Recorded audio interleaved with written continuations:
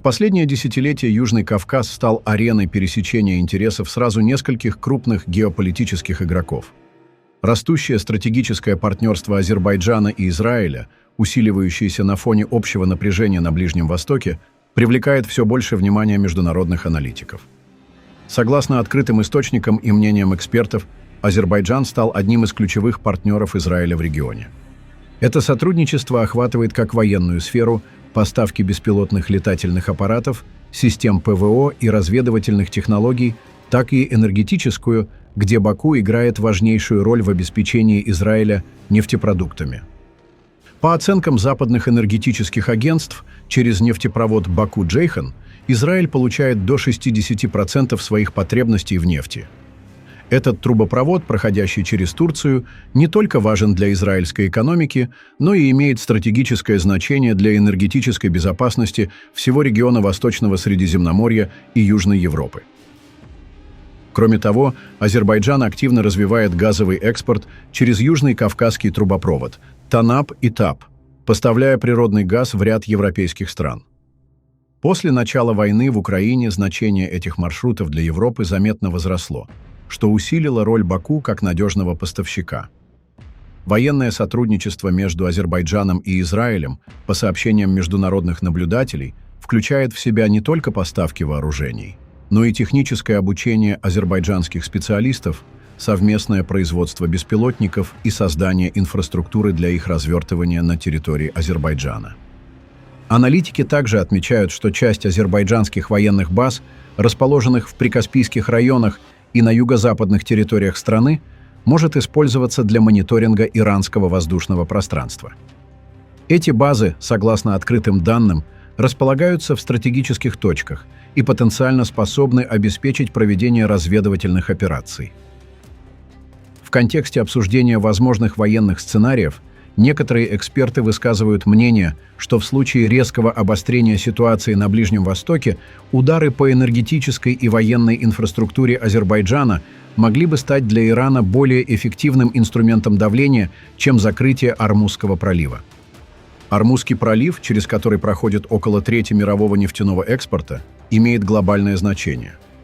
Его блокирование вызовет масштабные последствия не только для западных стран, но и для государств, которые поддерживают с Ираном дружественные или нейтральные отношения, таких как Китай, Индия, Ирак, Катар и другие. Кроме того, подобный шаг даст повод международным силам обвинить Иран в эскалации конфликта, что может привести к созданию новой антииранской коалиции.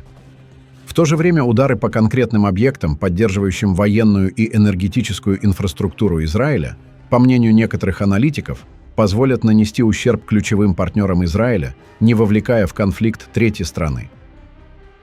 Энергетическая инфраструктура Азербайджана, включая нефтеперерабатывающие заводы в Баку и Сумгаите, морские порты и участки трубопроводов, а также заводы по производству дронов, которые являются частью совместных с Израилем проектов, по оценкам экспертов, представляют стратегическую ценность для регионального баланса сил.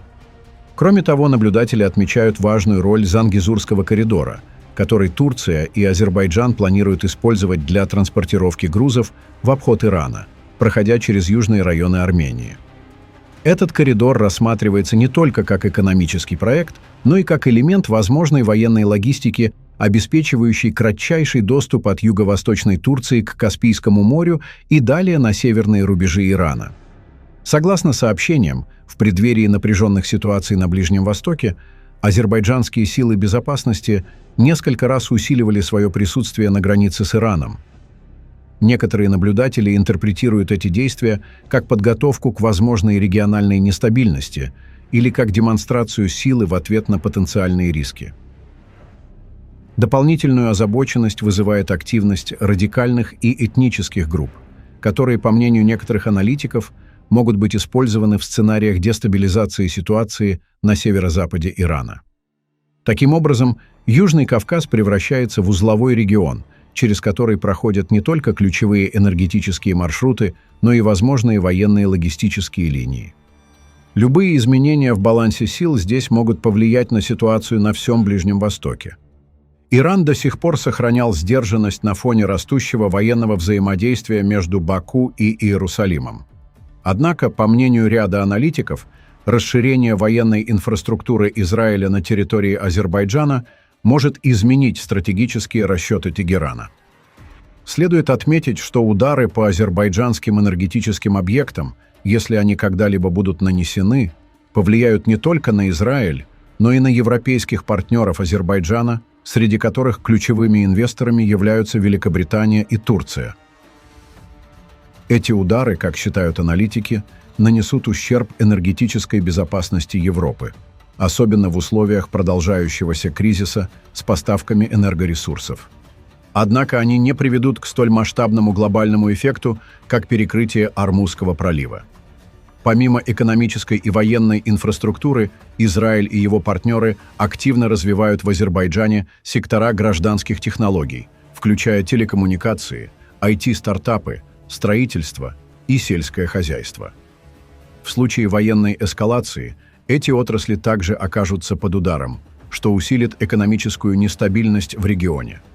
Таким образом, по мнению международных экспертов, Азербайджан в условиях будущего конфликта окажется в сложной позиции. С одной стороны, страна является важным энергетическим узлом для Израиля и Европы, с другой – находится в зоне досягаемости для возможных ответных действий со стороны Ирана. Стратегическая дилемма заключается в выборе целей. Например, перекрытие Ормузского пролива чревато глобальным энергетическим кризисом и вовлечением в конфликт мировых держав, в то время как удары по азербайджанской инфраструктуре нанесут локальный ущерб, ослабив поддержку Израиля, но не затронув глобальных партнеров Ирана. Эксперты подчеркивают, что окончательные решения будут зависеть от политического руководства Ирана, которое должно учитывать не только военные аспекты, но и возможные дипломатические последствия. Хотя между Ираном и Израилем сейчас нет открытого военного конфликта, однако их отношения остаются крайне напряженными и враждебными. Эти двусторонние противоречия продолжают влиять на геополитическую обстановку в регионе, а Южный Кавказ по-прежнему остается одним из ключевых центров соприкосновения интересов различных игроков. Любое обострение ситуации в этих отношениях может иметь серьезные последствия и существенно изменить баланс сил в регионе.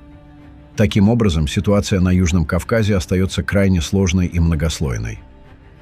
Любое новое обострение между Израилем и Ираном неизбежно затронет Азербайджан, который за последние годы превратился в важный элемент регионального, энергетического и военного баланса.